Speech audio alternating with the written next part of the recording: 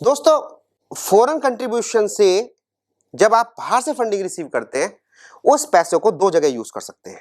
पहला, running expenses कर दिए, पैसा रिसीव हुआ, आपने कोई प्रोग्राम किया, उस साल में वो प्रोग्राम करके खत्म हो गया, वो पैसे की कहानी खत्म। दूसरा, उस पैसे से आपने कोई असेट्स परचेज कर ली, आपने कैंसर की मशीन परचेज कर ली, कोई लैंड परचेज कर ली, मे भी पॉसिबल, ऐसा बहुत होता है।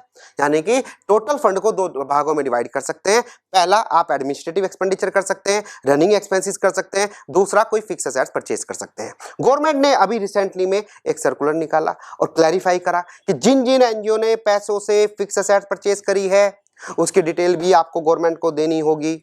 अगर किसी ने कोई असेट्स परचेस करी और डिटेल नहीं दी तो उसके असेट्स को जब्त कर लिया जाएगा, फोरफिट कर लिया जाएगा।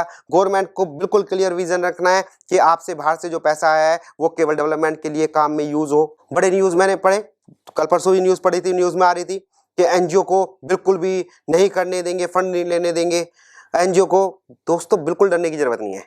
एनजीओ को फंड नहीं लेने देगी गवर्नमेंट। किन एनजीओ को? जो मिसयूज कर रहे हैं, जो टेररिस्ट एक्टिविटी में लगा रहे हैं। अगर आपका पैसा बाहर से आ रहा है और वो अच्छी एक्टिविटी में लग रहा है तो गवर्नमेंट भी आपको वेलकम करती है, कहां मना करती है। गवर्नमेंट तो इतनी मेहनत कर रही है कि एनजीओ को फंड की कमी ना रहे, इसलिए सोशल स्टॉक एक्सचेंज का कंसेप्ट लेके आई है। सीएसआर का कंसेप्ट क्यों आया? इंडिया में ही फंड प्रोवाइड हो जाए।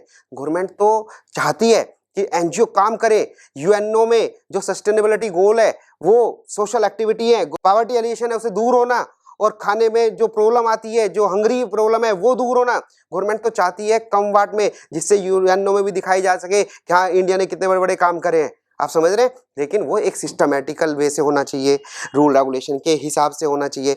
कोई चीज डरने की जरूरत नहीं है। डरना है जब आप लो के अगेंस्ट काम करें, लो से हट के काम करें, देश के अगेंस्ट काम करें, जब डरने की जरूरत है। अदरवाइज सारी पॉलिसी अभी भी ठीक चल रही है, परफेक्ट चल रही है। नया जो प्रोविजन आया वो ये आया है, अगर आपने फॉरेन कंट्रीब्यूशन से कोई भी असेट्स परचेज करी है, उसकी भी डिटेल आपको गवर्नमेंट को देनी है। यही प्रोविजन है। दोस्तों, मुझे उम्मीद है कि आपको बहुत ज्यादा यूजफुल रही होगी ये वीडियो।